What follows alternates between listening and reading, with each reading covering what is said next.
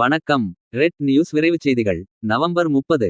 சீர்காழி அருகே அதிர்ச்சிக்குள்ளான கிராமம். எந்த வசதிகளும் இல்லாமல் 3 தலைமுறையாக வாழும் மக்கள். மயிலாடுதுறை மாவட்டம் சீர்காழி அருகே சட்டநாதபுரம் ஊராட்சி வடக்குவெளி எனும் கிராமத்தில் சுமார் 70 குடும்பங்களுக்கு மேல் வாழ்ந்து வருகின்றனர். இவர்கள் 3 தலைமுறையாக இங்கு வாழ்ந்து வருவதாக கூறுகின்றனர்.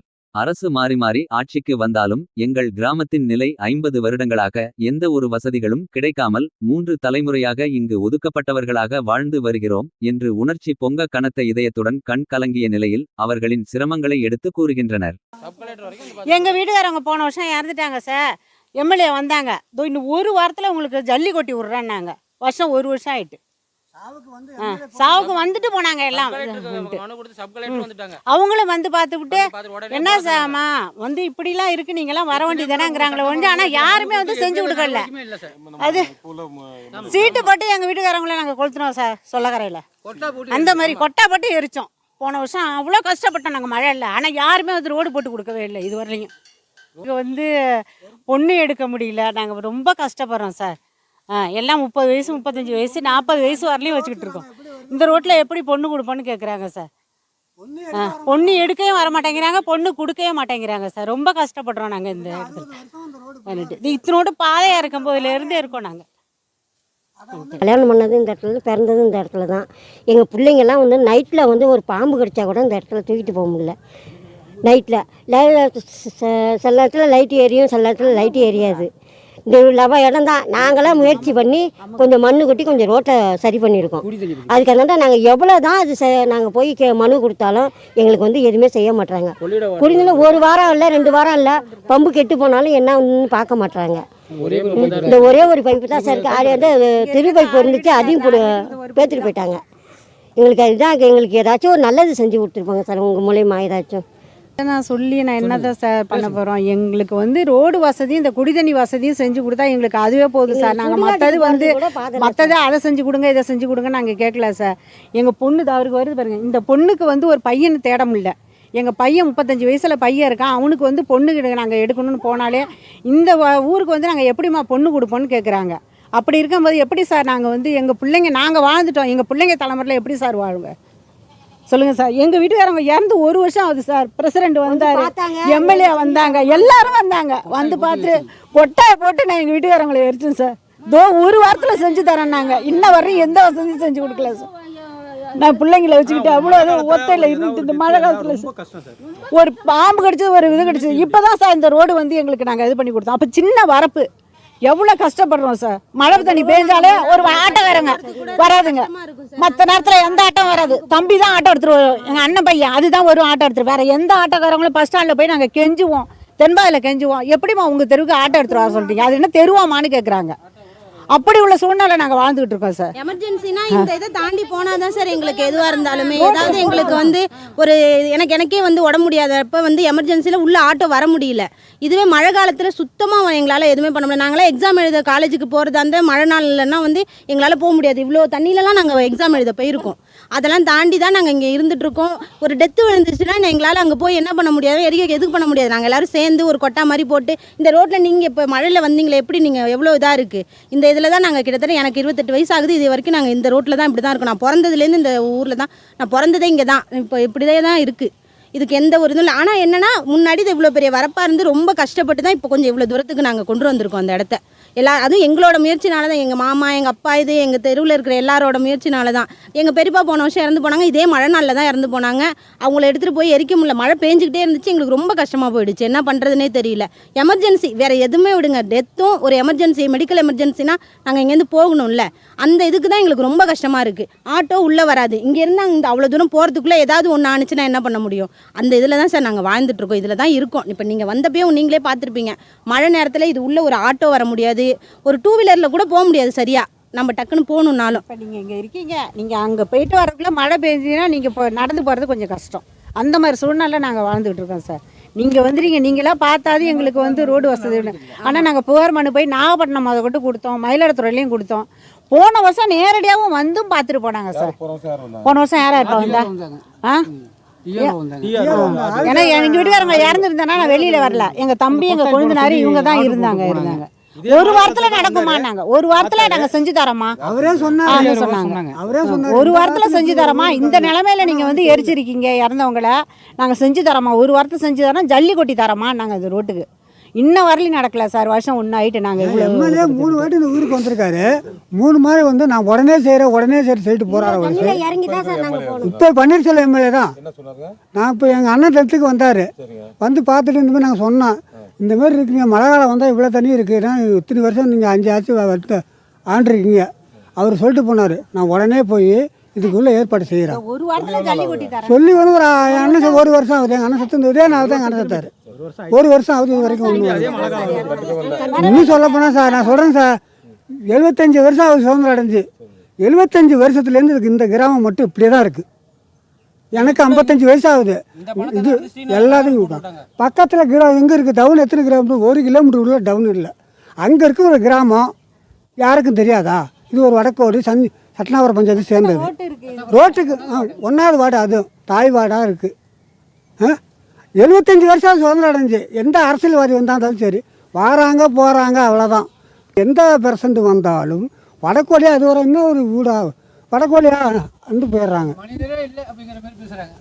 நாங்களும் யாரும் இங்கே இப்போ ஃபோட்டோ எடுத்து பத்திரிக்கையில் ஃபோட்டோ எடுத்துலாம் கொடுத்து போட்டோம். இவ்வளோ தண்ணி இருந்து 2015 வெள்ளம் வந்தது. பயிர் சோர்ச்சியில் வந்து இருந்தது. எங்கள் அம்மா முடியாமல் இருந்தாங்க. பயிர் சோர்ச்சி தான் தூக்கிட்டு போச்சு. இவ்வளோ தண்ணி ஒரே நைட்டு மேட்டில் 25 வந்து பார்க்குறாங்க. அனுதாபத்துக்கு செய்யலாம். சரியா, அதுக்கப்புறம் அதை மறந்துட்டு அதோட போயிடுறாங்க. 3 தட்டுக்கு வந்திருக்காரு. 3 வருவாங்க. இந்த மாதிரி மழை காலத்தில் பாதிக்கப்பட்ட நேரம் வருவாங்க. உடனே செஞ்சு தரோமா, ஒரு மாதம் 2 மாதத்தில் எல்லாம் செஞ்சிருவோம் அப்படின்னு செய்கிறாங்க. எத்தனையோ முறை எல்லாம் போய் மனு கொடுத்து எல்லாம் செஞ்சாச்சு. மக்கள் இந்த மாதம் வந்து வந்த அனுதாபத்துக்கு ஒரு 2 வார்த்தை உடனே செஞ்சு கொடுத்துட்றோம். சரியா, எம்எல்ஏ போன வருஷம் இதே மழை காலத்தில் வந்தார். டெத்துக்காக வந்தார், உட்காந்தாரு, பார்த்தாரு. இப்படின்ட்டு உடனே அவங்களுக்கு இதை சரி பண்ணிடுறான்னாரு. சரியா போச்சு. எல்லாம் அனுதாபத்துக்காக தான் பேசிட்டு வராங்க. கவர்மெண்ட்லேருந்து வந்து பார்க்குறவங்கலாம் அனுதாப வார்த்தை தான் சொல்கிறாங்க தவிர இந்த மக்களுக்கு ஸ்டெப் எடுத்து யாரும் இது வரைக்கும் செய்யலை. ஆனால் அவங்கவுங்க இதுக்கு தகுந்த மாதிரி அவங்கவுங்க செஞ்சுக்கிட்டாங்க இருக்காங்க. இந்த 6 வீடு அவங்க வாழ்க்கைக்கு அவங்கவுங்களே செஞ்சுட்டு இருக்கிறாங்க. இந்த கிராமத்தை பொறுத்தளவு கவர்மெண்ட் இந்த வரைக்கும் இவங்களுக்காக இன்னும் வரைக்கும் ஸ்டெப் எடுத்து ஒரு ரோடு வசதி இது வரைக்கும் வந்து செஞ்சு கொடுக்கல. இதை பாருங்க, இன்னும் மயான கொட்டை இதுக்கு வசதி அதையும் பாருங்க. வடக்கோழி கிராமத்துக்கான 3 தலைமுறையை அங்கே வாழ்ந்துட்டுருக்கோம். வடக்கோழி கிராமத்துக்கு ஒரே சமுதாயத்தை சேர்ந்த ஒரே மக்கள் தான் வாழ்ந்துட்டுருக்கோம். 100 வீடு இருக்குது. அந்த 100 வீட்லேயும் யார் இறந்து போனாலும் இந்த சுடுகாட்டில் தான் வந்து புதைக்கணும். 2024 பெரும் வெள்ளம் வந்து நீர் உடைப்பு ஏற்பட்டப்போ, கரை உடைப்பு எடுத்தப்போ எல்லா அமைச்சரும் வந்தாங்க. மக்கள் எல்லாமே சேர்ந்து வந்து இங்கே வந்து அமைச்சர்கிட்டையும் சொன்னேன், சார் இந்த கிராமத்துக்கான மெயின் இதுதான் சுடுகாடு, எங்களுக்கான சுடுகாடு இதுதான், எங்களுக்கான சுடுகாட்டுக்கு வழியும் கிடையாது, எல்லாம் உடனே பண்ணித்தாருன்னு சொல்லிட்டு போனவங்க தான். 2024 நேராகவே அமைச்சர்லாம் வந்தாங்க. இந்த பெரிய இந்த வெள்ள நீர் உடப்பு வந்தப்போ எல்லாருமே வந்து பார்த்தாங்க. எல்லாத்தையும் ஊர் மக்களே வந்து சொன்னோம். காலில் கூட விழுந்துட்டோம், சார் எங்கள் கிராமத்துக்கு ஒரு செஞ்சு கொடுங்க சார், செஞ்சு கொடுங்கன்னு சொல்லிட்டு. இந்த இடத்துல யார் இறந்தாலும் மழை காலத்தில் தற்காலிகமாக ஒரு ஷெட்டு அமைச்சு இருக்கிற இளைஞர் பசங்க அத்தனை பேரும் விடிய இருந்து பணத்தை எரிச்சிட்டு தான் போவோம். எங்களுக்கு ஒரு நல்ல நிம்மதியானதே கிடையாது. எங்களுக்கு வாழ்வாதாரமே இல்லை. அரசாங்கத்திலேருந்து இது வரைக்கும் எங்களுடைய வடக்கோழி கிராமத்துக்கு ஒரு சின்ன நல்லது கட்டது எதுவுமே கிடையாது. இந்த ரோடையும் நாங்கள் தான் வந்து ஜேசிபி வச்சு சுத்தம் பண்ணிக்கிட்டோம். ஊரோட பொதுமக்களோட காசில் தான் சுத்தம் பண்ணிக்கிட்டோம். கரண்டும் பொதுமக்களோட காசில் தான் இழுத்துக்கிட்டோம். அரசாங்கத்து மூலிமா இந்த வடக்கோழி கிராமத்துக்கு இது வரைக்கும் எந்த நல்லதுமே நடக்கிறதில்ல. ஆனால் பீடியாட்ட போனால் மண் ரோடு அமைக்கிறதுக்கு 1,60,60,000 பணம் கொடுத்துருக்கோம், தார் சாலை அமைக்கிறதுக்கு 17,20,000 பணம் கொடுத்துருக்கோம் அப்படின்னு சொல்கிறாங்க. உங்கள் கிராமத்துக்கு இருக்கிற அந்த 50 வீடுக்கும் 60 வீடுக்கும் 100 வீட்டுக்கு எவ்வளோ பணம் செலவு பண்ணுறது? உங்களோட கெஜெட் எடுத்து பாருங்கள், இவ்வளோ பணம் இருக்குன்னு சொல்லிட்டு அவங்க எடுத்து காட்டுறாங்க. எங்களால் பேசவே முடியல. அப்போ ஒன்றுமே நடக்கலை. நீங்களே பாருங்கள் சார், நீங்களே பாருங்கள் வீடியோ. உங்களுக்கு நேராக தானே பார்க்குறோம், வீடியோவில் நேராக தானே எடுக்கிறோம். ஒரு சின்ன அடிப்படை வசதி இந்த கிராமத்தில் இருக்கான்னு மட்டும் பாருங்கள். இது முதலமைச்சரோட கவனத்துக்கு போய் கலெக்டரோட கவனத்துக்கு போய் வடக்கோழி கிராமத்துக்கு சீக்கிரமாக ஒரு நல்லது நடந்தால் ரொம்ப சந்தோஷப்படுவோம் சார். இது பாருங்கள், இதுதான் சுடுகாடு. எங்களோட வடக்கோழி கிராமத்துக்குள்ள சுடுகாடு தான். இப்போ 60 ஆண்டு காலத்தில் இப்போ இப்படி தான் இருக்குது. 75 வருஷம் இவங்க இருந்த காலத்துலேருந்து முன்னொரு காலத்துலேருந்து இதான் இருக்குது. அந்த மண்டபத்தில் பார்த்தீங்கன்னா டேட் இருக்கும், அது சுண்ணாம்பு படிச்சுட்டாங்க. இந்த வடக்கோழி கிராமத்தில் இவ்வளோ தண்ணியிலையும் வரும். இந்த தண்ணியில் அப்போ வந்து இதெல்லாம் நடுவு ரோடே இப்போ இடையில வந்தது. இவ்வளோ தண்ணியில் பிறகு தூக்கிட்டு வந்திருக்கோம். தூக்கிட்டு வந்து செட்டு போட்டு எரிச்சிருக்கோம். இப்போ கரை எல்லாம் உயரம் அதே நிலைமை தான் இப்பயும். செட்டு போட்டு பாயை போட்டு கிரிச்சு ஊருக்காரங்க இருந்து மடையில் குழா பிடிச்சி இப்படி தான் நான் வாழ்ந்துட்டுருக்கோம்.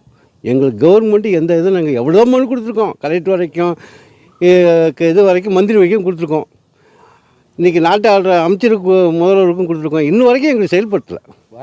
வருது அங்கங்கேயும் போட்டுனா கலெக்டர் ரோடு போட்டேன் பில்லு போட்டேன்னு சொல்லிட்டு போர்ச்சல் புல்லு போட்டு வாங்கிக்கிறாங்க.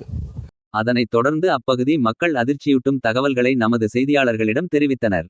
சீர்காழி ஒன்றியம் சட்டநாதபுரம் ஊராட்சியில் வடக்குவெளி கிராமத்திற்கு சட்டமன்ற உறுப்பினர் நிதியிலிருந்து 2022 முதல் 23 வரை ஆண்டுகளில் ஒரடுக்கு தார் சாலை 290 மீட்டர் அமைத்ததாக 17,22,000 ரூபாய் செலவில் தார் சாலை போடப்பட்டதாக கல்வெட்டு ஒன்றை தேடு கண்டுபிடித்து காட்டினர். இது பற்றி அப்பகுதி மக்கள் கூறி போது ஊராட்சி இது சார் 1வது வார்டு இது. இதில் என்ன பண்ணிருக்காங்க, 20 வருஷமாக இந்த ரோடு போடவே இல்லை. எத்தனையோ முறை ஊராட்சியில் அங்கே கவர்மெண்ட் கொடுத்து எவ்வித நடவடிக்கையுமே இல்லை. இப்போ என்ன செய்கிறாங்க, போன ஆண்டுகள் என்ன பண்ணுறாங்க, இந்த ரோட்டை அளக்குறாங்க. இந்த ரோட்டை அளந்துட்டு என்ன பண்ணுறாங்க, ஸ்ரீநகரில் உள்ள ரோட்டை போட்டு முடிச்சுட்டு 17,20,000 ரூபா ரோடு போட்டதை கொண்டு போய் கணக்கை காட்டி கல் ஊற்றி வச்சுருக்காங்க. இது எந்த வகையாக நியாயமானது? இந்த மாதிரி பகல் கொள்ள அடிச்சுட்டு இருக்காங்க சார் சட்டநாதபுரம் ஊராட்சியில். எந்த விதமான அடிப்படை வசதியும் ஒரு 20 வருஷமாக இந்த கிராமத்துக்கு கிடையாது. ஒரு குப்பை தொட்டி கிடையாது. இந்த ரோடு எந்த லட்சணத்தில் இருக்குது, ஒரு ஈபி லைனை மாற்றி கொடுக்க சொல்கிறோம், அதை மாற்றி கொடுக்க மாட்றாங்க. குழந்தைங்களுக்கு இப்போ எந்த விதமான பாதுகாப்புமே இல்லாமல் இருக்குது. அவ்வளோ அசுத்தமாக இருக்குது. 100 நாள் வேலையில் கேட்டால் என்ன செய்கிறாங்க, வாக்கே வீட்டுக்கு தான் என்ன மாதிரி கொடுக்குறோம், இதுக்கு ரோட்டுக்கு கிடையாது. வீடு அப்படி தான் ஒரு ஜீவா கொண்டு வந்திருக்காங்க. இதெல்லாம் எந்த யோக்கியதை இருக்குங்கிறத நீங்கள் தெரிஞ்சுக்கணும். அவ்வளோ மக்கள் புழுக்கத்தில் வாழ்கிறாங்க சார். இந்த டவுனுக்கு அறியாமலே இருந்து வேணந்த பள்ளிக்கு போகிறவங்க வேணந்த ஸ்கூலுக்கு மெயின் ரோடு இதுதான். ஒரு நாளைக்கு 1000 குழந்தைகள் போயிட்டு இருக்காங்க, வந்துகிட்டு இருக்காங்க. இந்த இடத்துல வலிக்கு கொடுக்காங்க. எப்படி ரோடை போட்டு கொடுத்துட்டு போயிருக்காங்க. சறுக்கி விட்டு எத்தனை பேர் நாங்கள் தூக்கி விடுறது ஒவ்வொரு முறையும். அது இல்லாமல் எத்தனை கர்ப்பிணி பெண்ணுங்களும் வலிக்கிட்டு கீழே விழுகுறாங்க சார். சைக்கிளில் ஸ்கூலுக்கு கொண்டு போகிறாங்க, பைக்கில் கொண்டு போகிறாங்க. இந்த ரோட்டை பாருங்கள், இந்த ரோட்டை சறுக்கிட்டு விழுகுறாங்க. போட்டு 3 மாதம் கூட ஆகல இந்த ரோடு போட்டு. எவ்வளோ கஷ்டம். ஒரு 100 நாள் வேலையில் இந்த காட்டுக்கிறவங்களாம் பார்த்துங்க சார், 100 நாள் வேலையெல்லாம் செஞ்சு கொடுக்க மாட்டாங்க. இது உள்ள பாருங்கள், குப்பை எப்படி இருக்குன்னு பாருங்கள். எவ்வளோ சங்கடமாக இருக்குது. எந்த ஒரு அடிப்படையுமே வடக்கோழி கிராமத்துக்கு யாருமே செஞ்சு கொடுக்க மாட்டாங்க. இது வரைக்கும் எந்த அந்த 5 வருஷத்தில் ஒரு அடிப்படை வசதி கூட சட்டநாதபுரத்துலேருந்து பஞ்சாயத்துலேருந்து வடக்கோழி கிராமத்துக்கு எதுவுமே செஞ்சு கொடுக்கல. நீங்கள் எல்லாத்தையும் எடுத்துங்க, தாராளமாக எடுத்துங்க. வீடியோ போய் கேட்டால் 17 லட்ச ரூபா போட்டு உங்களுக்கு ரோடு கட்டியாச்சு, திரும்பி நீங்கள் எங்களுக்கு ரோடு கேட்குறீங்க அப்படின்னு கேட்குறாங்க. அந்த ரோடு இன்னொரு இடத்துல போட்டிருக்காங்க. இது என்ன வகையில் நியாயம்? அந்த 690 மீட்டரை அளந்துட்டு போய் அந்த இதை நீங்கள் போட்டாச்சு. இவங்க போட்டுக்கிட்டாங்க. நாங்கள் வீடியோ கேட்கும்போது உங்களுக்குள்ள பண்ணுறதை நாங்கள் போட்டாச்சு. வடக்கோடு ரோடு போட்டாச்சு. வடக்கு வரைக்கும் ரோடு போட்டாச்சு. திரும்பி நீங்கள் எப்படி தான் ரோடுன்னு கேட்டால் நாங்கள் எப்படி போட்டு கொடுக்க முடியும் அப்படின்னு வீடியோ ஆஃபீஸில் வீடியோ கேட்குறாரு. பெர்சன்ட் நம்பரு எல்லாரும் அளந்தாங்க. எல்லாமே எம்சாண்டா அதே கலரா இருக்கு, சிமெண்ட் அதே கலரா இருக்கு. வெறும் எம்சாண்டா போட்டு போயிட்டான். அந்த வந்துகிட்டு இருக்கு. 3 மாசம் கூட ஆகல. அப்படியே